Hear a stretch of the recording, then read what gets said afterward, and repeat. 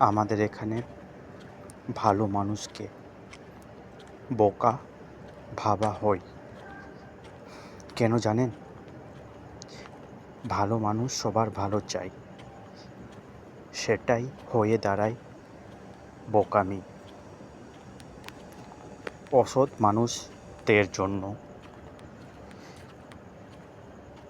সব থেকে খারাপ লাগে তখন, যখন নিজের পরিবারের মানুষ বলে এটা বা ওটা বোঝা অনেক সহজ ছিল, কিন্তু তুমি সেটাও